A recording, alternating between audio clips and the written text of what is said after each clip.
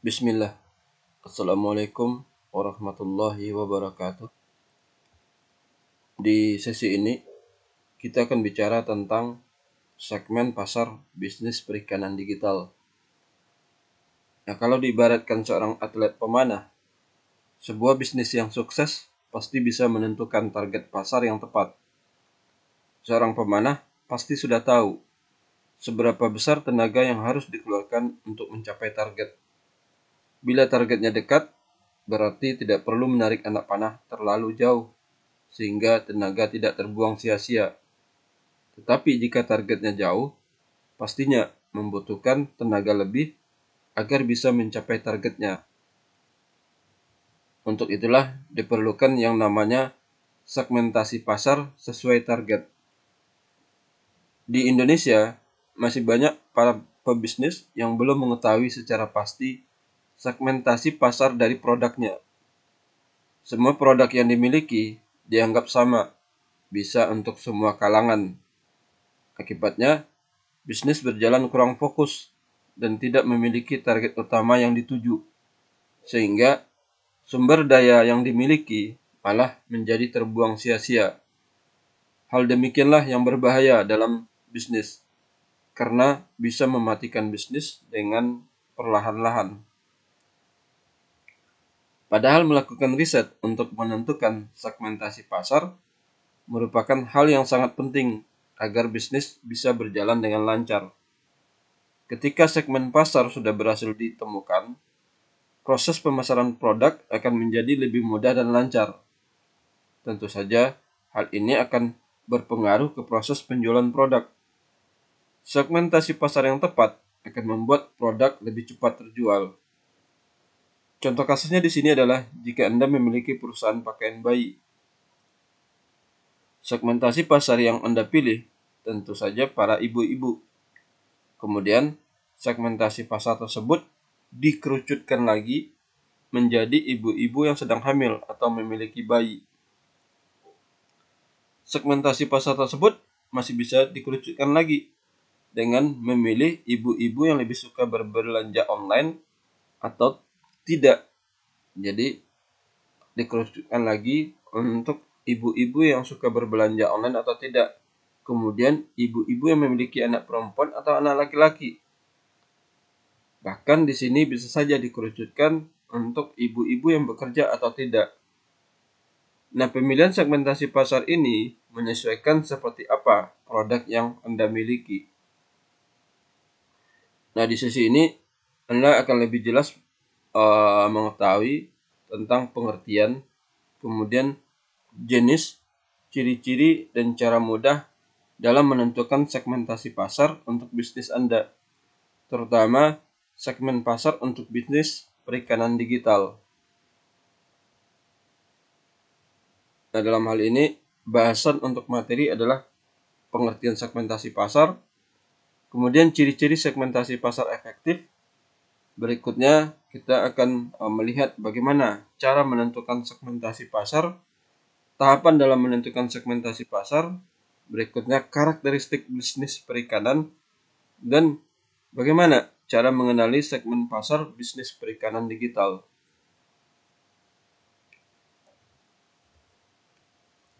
Segmentasi pasar secara pengertian adalah salah satu strategi dalam dunia bisnis dengan mengelompokkan produk yang dimiliki sesuai dengan kesamaan, kemiripan, minat, serta kebutuhan pelanggan. Sebelum memasarkan produk pada bisnis yang Anda jalankan, ada baiknya Anda mengetahui jenis-jenis segmentasi pasar yang ada pada saat ini. Nah, berikut jenis-jenis segmentasi pasar yang ada. Yang pertama, segmentasi berdasarkan lokasi. Nah, tipe segmentasi lokasi ini mungkin paling banyak diaplikasikan di Indonesia. Contohnya di sini, jika target utamanya adalah negara Indonesia misalnya, maka perusahaan biasanya akan membangun perusahaan yang lokasinya berada di Indonesia. Tentu tujuannya adalah agar lebih dekat kepada konsumen, sehingga pengeluaran biaya yang mesti dikeluarkan bisa ditekan lebih murah. Berikutnya adalah segmentasi waktu. Segmentasi waktu ini memang bisa dikatakan jarang digunakan, tetapi biasanya pada waktu-waktu tertentu segmentasi ini bisa diterapkan. Contohnya di sini adalah jasa fotografi, maka akan laku saat musim wisuda. Kemudian penjual baju akan kebanjiran pesanan ketika mendekati Idul Fitri dan juga hal-hal lainnya. Yang ketiga adalah segmentasi harga.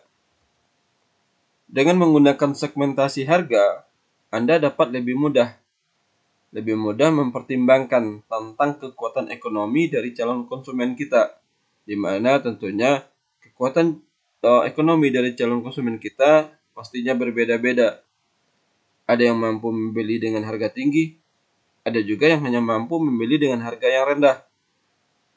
Apabila memang segmentasi pasar produk kita luas, kita bisa menerapkan harga pada setiap produk mulai dari harga rendah, menengah, dan tinggi agar semua kalangan bisa masuk. Yang keempat adalah segmentasi demografi. Nah, faktor jenis kelamin, usia, dan penghasilan merupakan variabel yang paling banyak digunakan pada segmentasi demografi. Karena bisa jadi produk yang dijual hanya cocok untuk laki-laki, sementara untuk perempuan sudah berbeda. Atau ada lagi produk yang hanya dikhususkan kepada orang dewasa saja. Sehingga dalam hal ini Anda harus melakukan segmentasi demografi ini agar tidak salah sasaran. Berikutnya adalah segmentasi psikografis. Nah, segmentasi ini meliputi perilaku konsumen dalam merespon tren dan stimulasi produk. Nah, data segmentasi ini cukup sulit ditentukan ke dalam kelompok-kelompok karena biasanya memiliki semacam anomali yang cukup besar. Hasil analisis data yang disajikan juga bisa lebih bervariasi atau deskriptif. Dan yang terakhir adalah segmentasi sosial budaya. Nah, segmentasi sosial budaya ini lebih memperhatikan variabel pada pola sosial dan budaya konsumen. Data yang dianalisis dapat berupa bisa saja kelas sosial, bisa saja suku, bisa saja norma masyarakat dalam lingkup pasar, dan daur hidup dari komunitas tersebut. Nah, sekarang kita lihat ciri-ciri segmentasi pasar yang efektif. Sebelum mengetahui bagaimana menentukan segmentasi pasar, Anda harus mengetahui apa tolak ukur dalam efektivitas untuk menentukan segmentasi pasar. Nah, ciri-ciri segmentasi pasar efektif harus yang pertama terukur. Jadi harus terukur atau measurable. Segmentasi pasar dapat diukur dengan tingkat tertentu. Semua hasil penelitian analisis data juga harus dibuktikan dengan data yang terukur dan akurat. Kemudian terjangkau.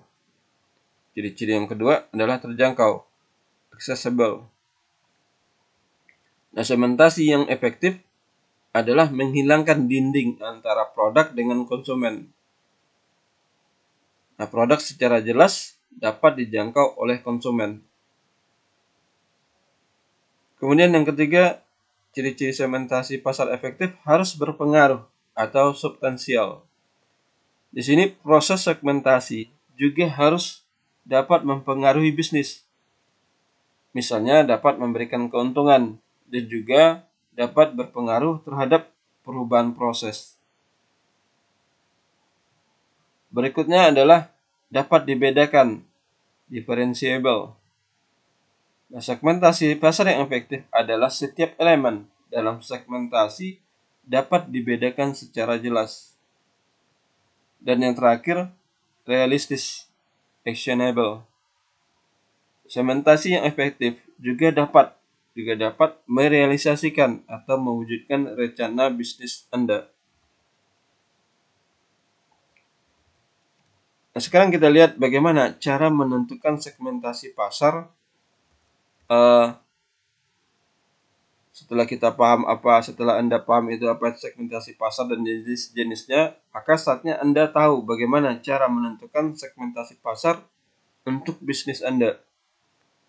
Nah, secara ringkas, langkah dalam menentukan segmentasi pasar secara garis besar adalah yang pertama itu pengumpulan data.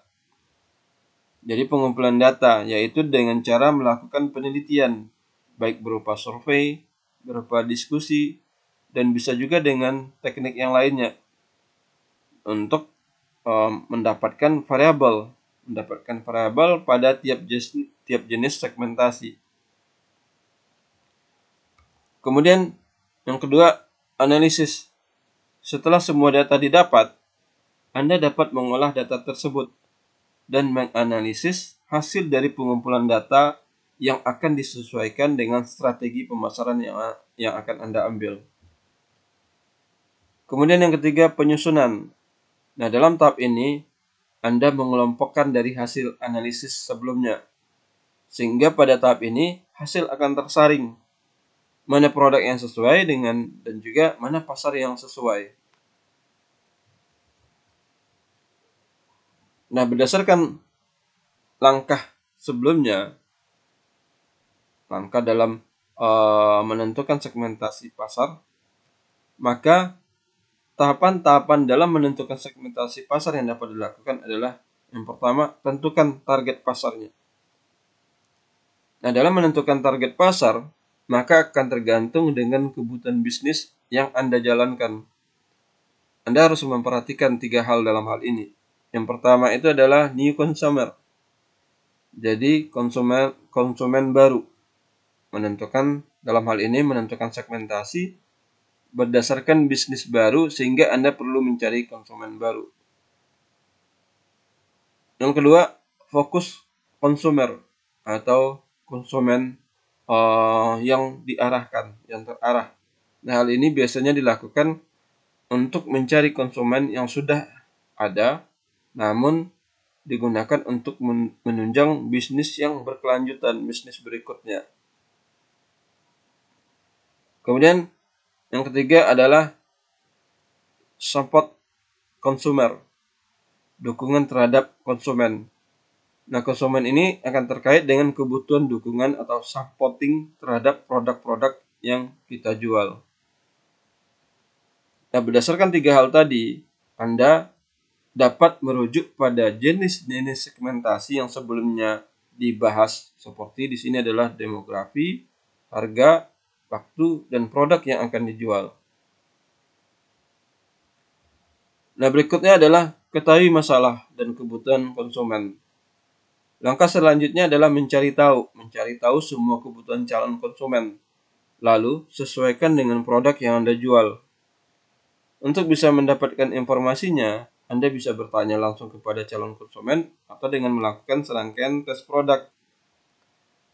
Jika Anda telah mengetahui masalah konsumen, Anda dapat melakukan klasifikasi keinginan, kebutuhan, dan juga masalah konsumen.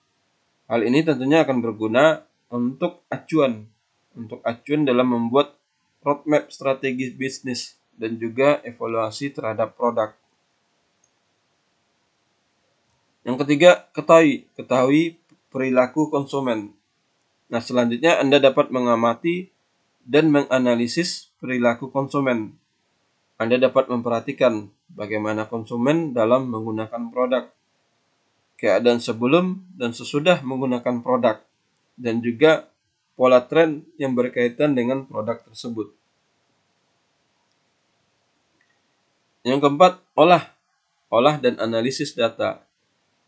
Nah, selanjutnya Anda dapat mengolah semua data terkait konsumen yang telah Anda amati.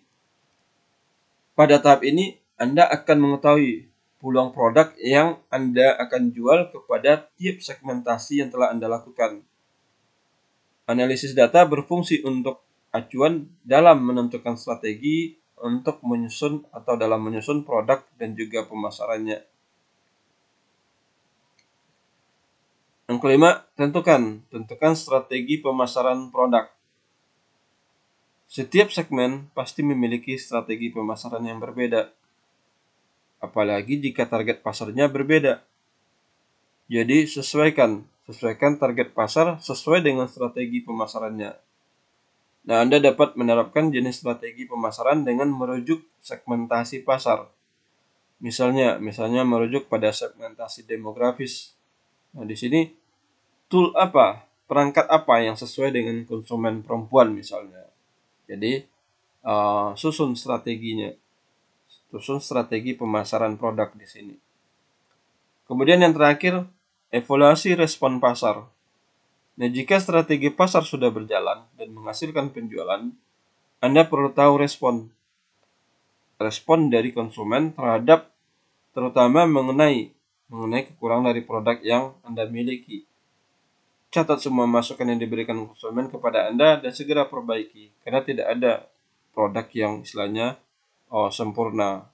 Nah, tentunya kita akan mendapatkan atau dapat selalu mengembangkan atau meningkatkan produk kita berdasarkan masukan atau input yang diberikan oleh konsumen.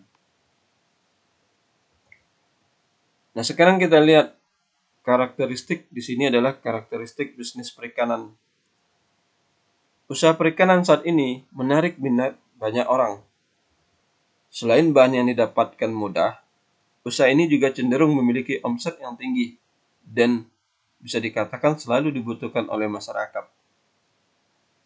Ikan merupakan hewan yang bisa dibudidayakan atau hidup di laut lepas.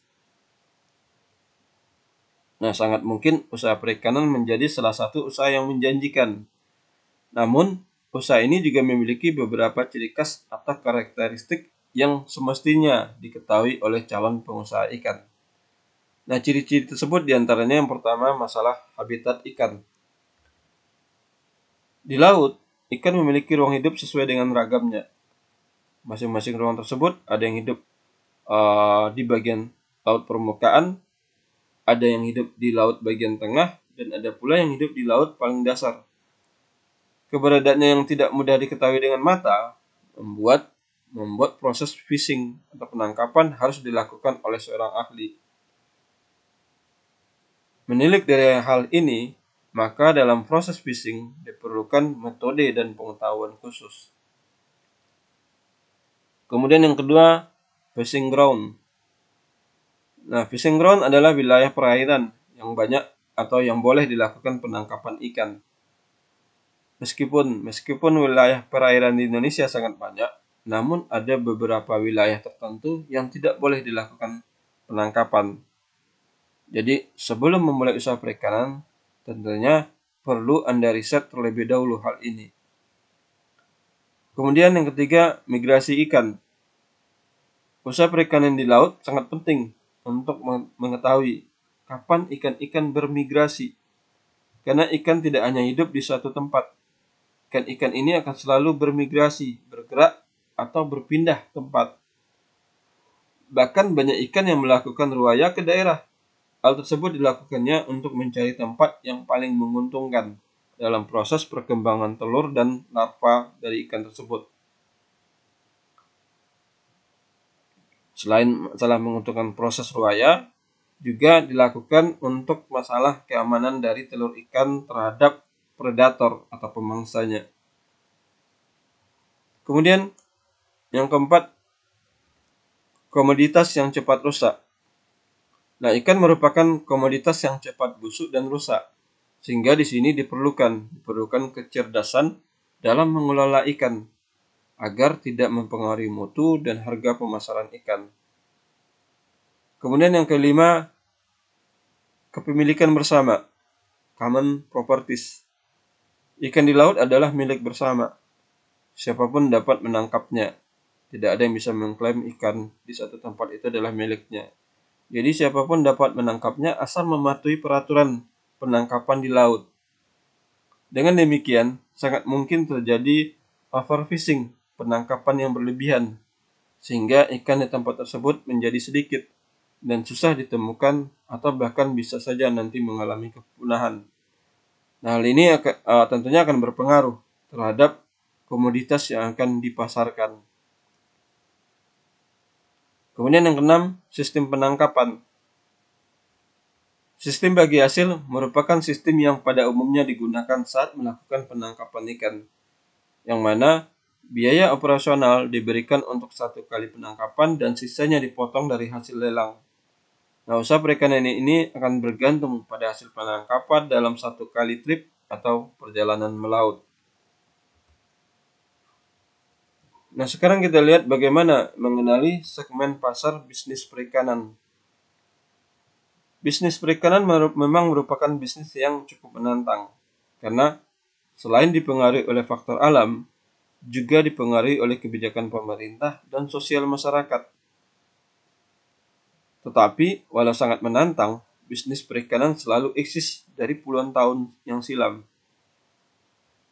Dan berdasarkan kegiatan usahanya, jenis usaha perikanan dibagi menjadi 5, yaitu kegiatan penangkapan ikan, pembudidayaan ikan, pengangkutan ikan, pengolahan ikan, dan pemasaran ikan. Nah, bagi Anda yang mau menggeluti bisnis perikanan, maka harus tahu semua hal yang berkaitan dengan bisnis ini. Kegiatan ini termasuk operasional, peralatan, sampai dengan konsep pemasarannya. Apalagi di zaman modern saat ini, yang sangat mempengaruhi pola hidup di masyarakat. Segala sesuatu dituntut harus cepat dan tepat. Kita harus mampu memberikan pelayanan yang sangat cepat, serta yang terbaik untuk memenuhi keinginan dari masyarakat yang memerlukan pelayanan yang cepat, sehingga kita bisa memenangkan kompetisi di tengah-tengah masyarakat. Sederhananya adalah Anda harus mempunyai strategi sebelum memutuskan untuk menggeluti suatu bidang bisnis, agar kemungkinan sukses di bisnis tersebut lebih tinggi. Dan dengan mengetahui hal-hal dalam bisnis perikanan yang harus Anda perhatikan, diharapkan usaha perikanan akan lebih mudah untuk dijalankan. Nah, yang pertama di sini adalah praproduksi. Praproduksi dalam bisnis perikanan adalah proses atau kegiatan sebelum menghasilkan ikan yang berasal dari penangkapan maupun pembudidayaan ikan. Perhatikan dalam hal ini seperti lokasi, peralatan, peraturan pemerintah, bahkan juga musim atau cuaca. Nah, di tahap ini, sebaiknya Anda juga memikirkan tentang segmen pasar untuk penjualan ikan Anda. Apakah itu penjualan ikan ternak atau tambak dan ikan laut, segmennya pasti berbeda. Begitu juga dengan jenis ikan yang mau dipasarkan. Kemudian yang kedua, produksi. Produksi dalam bisnis perikanan adalah proses atau kegiatan menghasilkan ikan yang berasal dari penangkapan ikan atau pembudidayaan ikan. Dalam tahap produksi ini adalah proses pemeliharaan ikan, ditambak dari bibit sampai panen atau penangkapan ikan di laut. Kemudian yang ketiga, pasca produksi. Nah, pasca produksi dalam bisnis perikanan adalah proses atau kegiatan penanganan ikan setelah produksi, yang meliputi kegiatan penanganan ikan di atas kapal sebelum diolah atau dipasarkan. Kemudian kegiatan penangkapan ikan hidup, ikan segar, atau pengemasan telur, benih, dan induk setelah panen sebelum diolah atau dipasarkan. Dalam hal ini adalah pada bagian pembudidayaan ikan. Nah, pada periode ini sudah berbicara tentang standar operasional prosedur (SOP) yang harus kita jalani. Harus ada SOP dari hulu ke hilir dalam proses ini agar pekerjaan yang dihasilkan sesuai dengan harapan pemilik bisnis. Nah, berikutnya pengolahan. Pengolahan di sini adalah rangkaian kegiatan perlakuan dari bahan baku ikan sampai menjadi produk akhir atau produk jadi. Di sini kita sudah berbicara tentang manfaat perikanan seperti untuk dijual ke restoran, pengupul atau pedagang pasar, atau juga diolah sendiri menjadi produk seperti makanan ringan dan yang lainnya. Nah, dalam tahap ini Anda juga sudah harus membuat tentang strategi marketing communication atau komunikasi atau strategi dalam pemasarannya. Bagaimana produk jadi ini bisa diterima masyarakat dan laris terjual. Dan yang terakhir adalah pemasaran. Hal terakhir yang harus diperhatikan dalam bisnis perikanan adalah tentang pemasarannya. Pemasaran yang di sini mencakup memasarkan ikan dan produk olahannya mulai dari merencanakan, menentukan harga, melakukan promosi, dan mendistribusikannya sampai ke pedagang atau konsumen. Nah, pada tahap ini, strategi marketing mix harus Anda kuasai. Cara pemasaran konvensional dan yang menggunakan teknologi harus Anda kuasai dan terapkan. Gunakan teknologi di sini untuk membantu Anda dalam mendapatkan data serta menganalisa strategi tersebut. Fakta bahwa kemajuan teknologi dalam era informasi ini akan sangat mendukung bisnis perikanan. Nah, hal ini adalah sesuatu hal yang tidak bisa dipungkiri. Baik, itu materi terkait untuk sesi segmentasi pasar bisnis perikanan digital. Bapak cukupkan. Akhiri, Assalamualaikum warahmatullahi wabarakatuh.